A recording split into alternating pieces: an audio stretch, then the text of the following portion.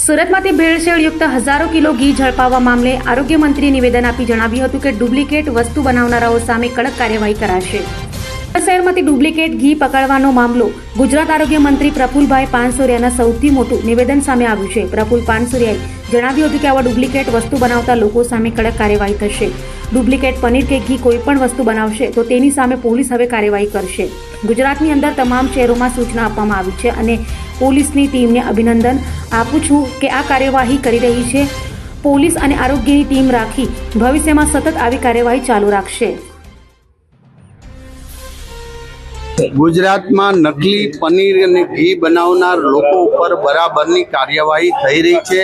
અમારી ટીમ આરોગ્ય અને એસઓજી પોલીસ વગેરે કામગીરી કરી રહીને દર મહિને અનેક આવા બદમાશોને પકડે છે. આવા લોકોની સામૂહિક જે આવું બદમાશી કરનાર લોકોની સામૂહિક વિરોધ કરીને લોકોએ પણ જાગૃતતા કરવી પડશે. લોકોને હું અપીલ કરું છું, સ્ટાન્ડર્ડ ડેરી અથવા સ્ટાન્ડર્ડ વસ્તુ જ ખરીદે, સસ્તું ખરીદવા ન જાય એટલી હું વિનંતી કરું છું. આ બનાવટી વસ્તુની જાગૃતતા લોકો સુધી પહોંચાડવા માટે મીડિયા અને વગેરે જે અભિયાન ચલાવી રહ્યા છે એને હું અભિનંદન પાઠવું છું અને વંદન કરું છું. એસઓજીએ એક નકલી ઘીની ફેક્ટરી સચિન જીઆઈડીસી વિસ્તારમાંથી ઝડપેલ છે. 2029 કિલોગ્રામ ઘી, 15 લાખનો મુદ્દામાલ અને ટોટલ મશીનરી સાથે 36 લાખનો મુદ્દામાલ ઝડપેલ છે.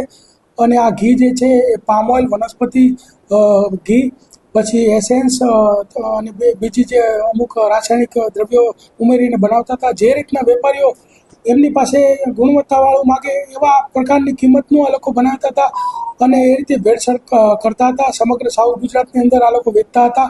હોલસેલ ભાવે બનાવી દેતા હતા અને પછી છૂટક ભાવે આ લોકો વેચતા હતા. વધુ ભાવ લઈને 600 રૂપિયામાં આ લોકો હોલસેલમાં વેચતા હતા, ત્યારબાદ 1000 રૂપિયા સુધીનો ભાવ લઈ અને વેચતા હતા. છેલ્લા 2 વર્ષથી આ લોકો આ પ્રવૃત્તિ કરતા હતા. અભય થઈને નિષ્પક્ષતાથી નિરપેક્ષ રીતે વાસ્તવિકતાનો અરીસો રૂપી સચોટ માહિતી લાવતો સત્યની સાથે અભય ટાઈમ્સ.